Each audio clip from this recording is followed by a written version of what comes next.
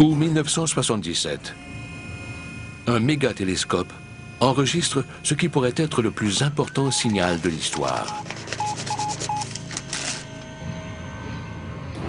Serait-ce la première preuve d'un contact avec une vie extraterrestre?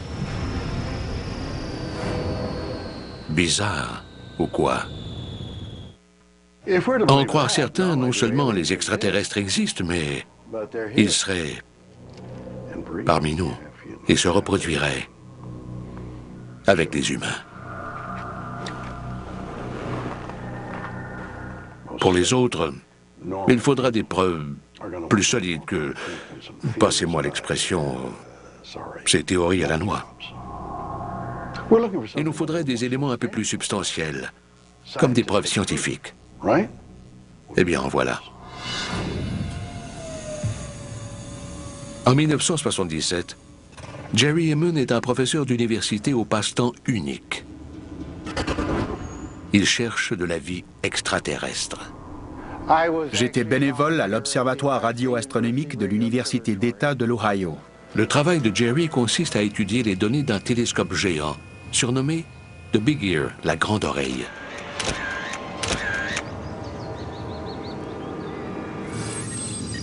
Semblable à une antenne radio géante, le télescope tente de capter des messages de l'espace. Mais trouver une aiguille dans une botte de foin cosmique n'est pas simple. J'étudiais les données depuis des mois, mais toujours rien d'inhabituel.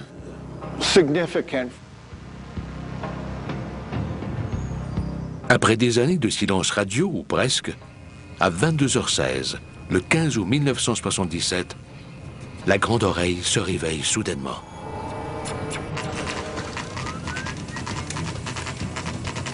Pendant 72 secondes, elle capte un message susceptible de changer le monde. J'ai examiné les données sortantes et 2 ou 3 pages plus tard, j'ai vu le signal. Il était très inhabituel. Habituellement, les données imprimées par le télescope contiennent quelques 1 et quelques 2, de très faibles signaux dans le vide de l'espace. Mais cette fois, Jerry ne peut que conclure à un événement étrange. On pouvait lire 6EQUJ5, une séquence correspondant à un signal qui s'élève, atteint un sommet, puis diminue. J'ai appelé le directeur de l'observatoire, puis on a scruté le ciel à la recherche de sources potentielles d'ondes radioélectriques, comme des planètes ou des satellites, mais rien. J'ai encerclé le signal et j'ai écrit « Wow ». Puisqu'on ne pouvait l'associer à rien, on l'a baptisé le signal « Wow ». Un message de 72 secondes, envoyé par quelque chose ou quelqu'un dans l'espace. Jerry l'a bien dit. Wow! Est-ce le signal qu'on attend depuis toujours? Peut-être la première preuve scientifique irréfutable que nous ne sommes pas seuls? Si oui, d'où vient le signal? Et que signifie-t-il? Pensez-y un peu. Si vous étiez un extraterrestre essayant d'entrer en contact avec la Terre, ne feriez-vous pas une entrée plus remarquée? Comme au cinéma? Pourquoi opter pour une technologie si archaïque? Ils n'auraient pas lancé un signal au hasard dans n'importe quelle direction et à faible vitesse. S'ils avaient voulu communiquer avec la galaxie voisine, ils auraient envoyé un message à la vitesse lumière. David Grinspoon est exobiologiste. Il croit que ce signal a de quoi fasciner. Il me semble tout à fait possible que ce signal soit une tentative de communication d'une forme d'intelligence extraterrestre. Des extraterrestres nous auraient donc contactés. Comment David Grinspoon peut-il en être aussi sûr? c'est un signal à bande étroite. Toute l'énergie est donc concentrée dans une fréquence radioélectrique ciblée. Si on s'éloigne ne serait-ce qu'un peu dans un sens ou dans l'autre, il n'y a plus rien. Des ondes radioélectriques voyagent naturellement dans l'espace à toutes sortes de fréquences. Les signaux à bande étroite sont concentrés dans un canal qui leur permet de voyager sur de longues distances. Si le signal provient vraiment d'une civilisation extraterrestre avancée, alors, où se trouve-t-elle? On sait de quelle direction provient le signal. D'un point quelque part dans la constellation du Sagittaire. Le Sagittaire se compose d'un groupe d'étoiles visibles depuis la Terre l'ennemi d'été. Si David Grinspoon dit vrai, le signal WOW pourrait venir de l'intérieur même de notre galaxie. On découvre encore des planètes autour d'autres étoiles. C'est donc dire qu'il y a des milliards de planètes dans notre galaxie. Il doit y avoir une foule d'autres formes de vie là-haut. Le mystère s'épaissit autour de cet étonnant signal. Si des extraterrestres ont tenté de communiquer avec nous, pourquoi une fois seulement? On espère que le signal se répétera un jour. On a couvert cette portion du ciel des centaines de fois, mais en vain.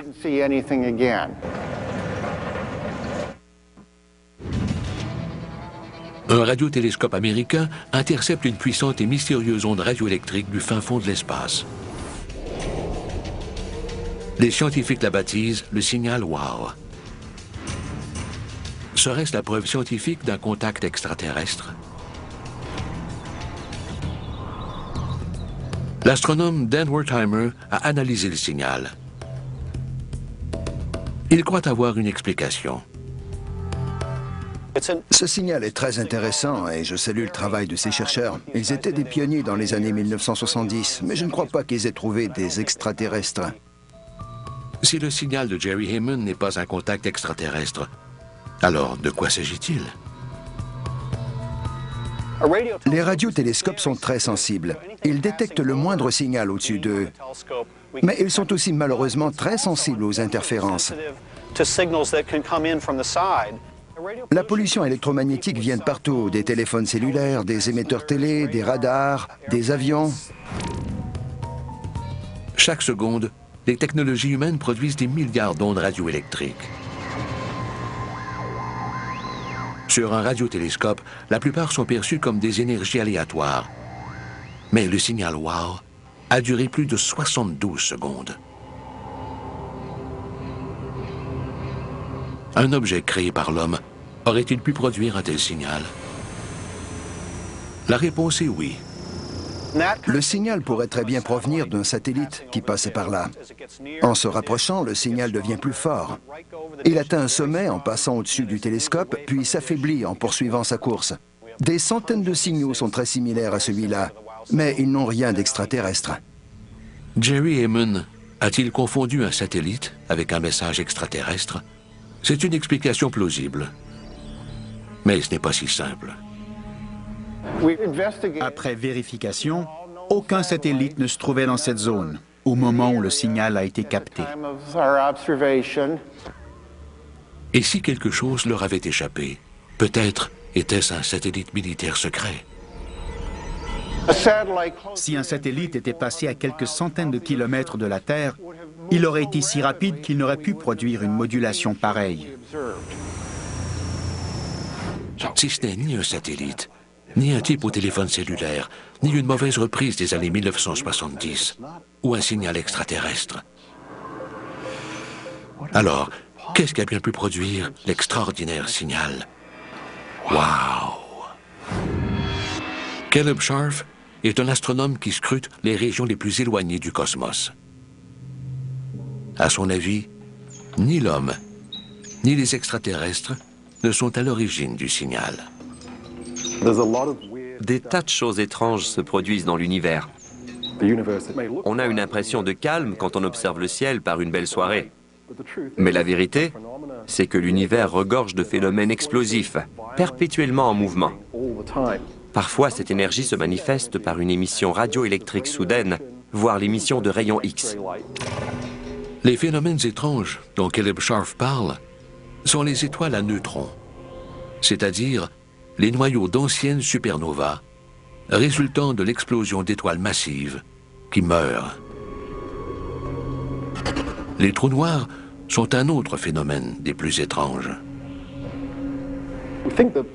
On pense que les trous noirs se forment lorsqu'une étoile de très grande taille brûle tout son carburant et ne peut plus lutter contre la gravité. Elle implose sous son propre poids. Au fur et à mesure que la matière tombe dans le trou noir et est pulvérisée par le champ gravitationnel, elle rejette de l'énergie ainsi créée dans l'univers, parfois sous la forme de rayons X ou d'ondes radioélectriques. Comme si après un repas copieux, le trou noir faisait un rot et que ce rot était entendu dans tout l'univers. Le signal WOW, que l'on croyait être le premier message d'une civilisation intergalactique avancée et un moment marquant de l'histoire humaine, ne serait qu'un trou noir rotant après avoir avalé une nébuleuse à la hâte. Je rêve ou quoi? Comment alors expliquer que le signal n'ait été entendu qu'une seule fois? J'ai du mal à avaler ça. Pardon. De nombreux phénomènes ne se produisent qu'une seule fois dans une vie. Imaginez que vous êtes dans un stade entouré de 20 000 personnes prenant toutes des photos avec un flash. Il est pratiquement impossible de retracer l'origine d'un flash précis et de savoir qui a pris la photo à ce moment exact. C'est un peu la même chose pour le signal WOW. Le signal pourrait-il être le fruit d'un phénomène étrange qui nous est encore inconnu? C'est sans doute l'explication la plus plausible pour le moment. Mais pour plusieurs, ce n'est pas si simple. Ce pourrait être un phénomène naturel encore inconnu, puisqu'on a essayé de le relier à des phénomènes connus et que ça ne correspond tout simplement pas. Aucun n'a les mêmes caractéristiques. Si le signal WOW ne vient pas d'un phénomène naturel, d'où vient-il? Avons-nous capté par hasard une conversation extraterrestre? Et, si tel est le cas, une question demeure. Que disait ce message? Il s'agit peut-être d'une conversation entre deux vaisseaux, comme une bribe d'information captée par erreur qui disparaît d'une minute à l'autre. Si ça se trouve, le signal court toujours. Il voyage toujours dans l'espace, à des milliers d'années-lumière de la Terre. C'est un peu le signal que nos efforts ne sont pas vains, qu'il faut continuer à chercher, car il y a encore des choses que l'on ignore. Le mystère persiste. Le signal WOW n'est-il qu'une simple transmission radio provenant de la Terre? Le vulgaire rot d'un trou noir? Ou la première preuve de vie extraterrestre? Une chose est sûre, tout ça est décidément très bizarre.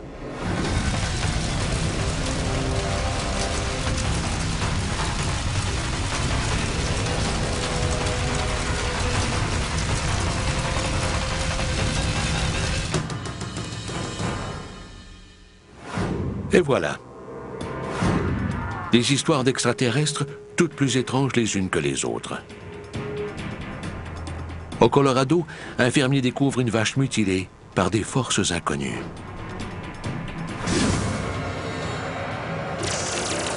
Au Texas, un homme est tiré de son lit nuit après nuit et victime d'expériences par des êtres mystérieux. Et en Ohio, un astronome capte un message crypté de l'espace. Ces étranges histoires sont-elles le fruit de rencontres avec des extraterrestres? Pouvons-nous ignorer des milliers de témoins qui affirment les avoir vus? À vous de juger. À la prochaine pour de nouvelles histoires plus bizarres, les unes que les autres.